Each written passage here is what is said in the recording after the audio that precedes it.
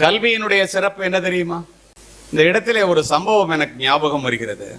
மதியம் 2:30 மணிக்கு எனக்கு ஒரு அழைப்பு. கல்வியினுடைய சிறப்பு எந்த அளவிற்கு ஒரு மனிதனை கொண்டு போய் சேர்க்கும், குறிப்பாக பெண்களை, என்பதற்காக நடந்த உண்மை சம்பவத்தை பதிவு செய்கின்றேன். அழைத்தவர் இந்தியாவினுடைய முதல் குடிமகன் ஜனாதிபதி மேதகு அப்துல் கலாம் அவர்கள்.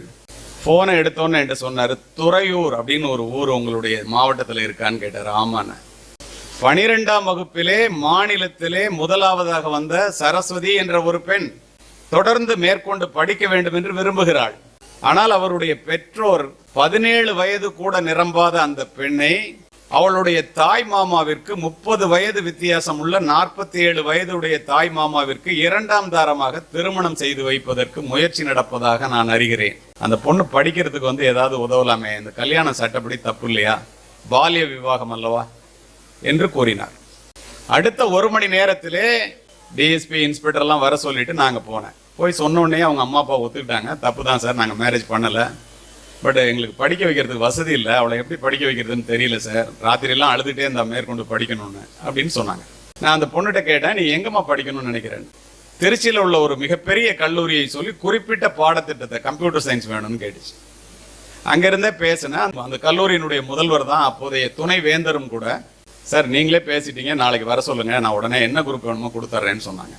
நான் அந்த பொண்ணுகிட்ட கேட்டேன், எனக்கு ஒரே ஒரு சந்தேகம்னு கேட்டேன். என்னன்னு கேட்டுச்சு அந்த பொண்ணு. உனக்காக ஜனாதிபதி டெல்லியிலேருந்து பேசினாரே எப்படின்னு கேட்டேன். அந்த பொண்ணு சொன்னிச்சு, நான் 8ஆம் வகுப்பு படிக்கும் போது ஜனாதிபதி அப்துல் கலாம் அவர்கள், அப்போது ஜனாதிபதி அல்ல, வெறும் அணு விஞ்ஞானி தான், அவரு அண்ணாமலை யூனிவர்சிட்டியில பேச வந்திருக்க போது டூர் போனோம். அந்த கூட்டத்தில் நானும் போய் அவர் பேச்சை கேட்கறதுக்காக உட்கார்ந்துருந்தேன். கேள்வி கேட்க சொன்னாரு. நான் எந்திரிச்சு கேள்வி கேட்டேன். ஒரு பெண்ணினுடைய முன்னேற்றத்திற்கு, பாதுகாப்பிற்கு அடிப்படை தேவை எது அப்படின்னு கேட்டேன். ஒரே வார்த்தையில் அவர் எந்திரிச்சு எஜுகேஷன், கல்வின்னு ஒரே ஒரு வார்த்தையை சொல்லிட்டு உட்கார்ந்துட்டார். அது என்னோட மைண்ட்ல ஓடிட்டே இருந்துச்சு சார். கேள்வி கேட்டவங்களுக்கெல்லாம் ஒரு அட்டை கொடுத்தாரு. அந்த அட்டையில அவருடைய இமெயில் ஐடியும் அவருடைய போன் நம்பர் இருந்துச்சு. பெண்ணினுடைய பாதுகாப்பிற்கும் முன்னேற்றத்திற்கும் கல்விதான் சொல்லி ஒரு ஜனாதிபதியே சொன்ன பிறகு அந்த படிப்பிற்கு பாதகம் வருகிறது என்று நான் நினைத்த காரணத்தினால் நான் தான் சார் ஜனாதிபதி கிட்ட போன்ல பேசினேன்னு சொன்னேன். ஒரு துறையூரிலே ஒரு கிராமத்திலே இருக்கிற ஒரு பெண் தமிழர் ஒருவன் ஜனாதிபதி மாளிகையிலே அமர்ந்திருந்த காரணத்தினால் தொலைபேசியிலே தொடர்பு கொள்ள முடிகிறது. அவ்வளவு தைரியம் அந்த பெண்ணுக்கு இருக்கிறது.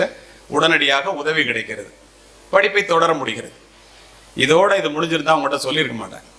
மாணவ செல்வங்களே, 2 மாதத்திற்கு முன்னால் அமெரிக்காவிலே அட்லாண்டாவிலே உரையாற்றுவதற்காக 5000 தமிழர்கள் கூடியிருந்த அவையிலே உரையாற்றி முடித்துவிட்டு கீழே இறங்கினேன். ஒரு பெண் நிகழ்ச்சி ஏற்பாட்டாளர்களிடம் சென்று 2 நிமிஷம் பேசணும்னு கேட்குது. அனுமதி கொடுக்கப்பட்டது. அந்த பெண் மேடைக்கு போய், நான் அமெரிக்காவில் அட்லாண்டாவில் வேலை பார்த்துட்டு இருக்கேன், மைக்ரோசாஃப்ட் கம்பெனியில் வேலை பார்க்குறேன், சத்யாநாதல்லான்னு ஒரு இந்தியர் இருக்காரு, அவருக்கு கீழே வேலை பார்க்குறேன், என்னுடைய சம்பளம் 1 கோடி, என்னுடைய கணவர் என்னை விட குறைவாக சம்பாதிக்கின்றார், இந்த 5000 பேர் அமெரிக்காவில் இருக்கின்ற இந்த தமிழ் மன்றத்திலே நான் வந்து சண்டையிட்டு 2 நிமிடம் வாங்கி உங்ககிட்ட பேசுறதுக்கு காரணம், ஐயா கலியமூர்த்தி அவர்களே, என்னை உங்களுக்கு ஞாபகம் இருக்காது, ஆனால் உங்களை என்னுடைய வாழ்நாளிலே நான் மறக்க முடியாது. நான் யார் தெரியுமா? நான் தான் துறையூர் சரஸ்வதி என்று கூறியது. ஒரு பெண்ணினுடைய கல்வி அடிப்படையிலே அடைந்து போகக்கூடிய ஒரு பெண்ணை அமெரிக்காவினுடைய அட்லாண்டாவிற்கு அழைத்து செல்கிறது என்றால், ஏன் இந்த கல்வியை நீங்கள் படிக்க வேண்டும்?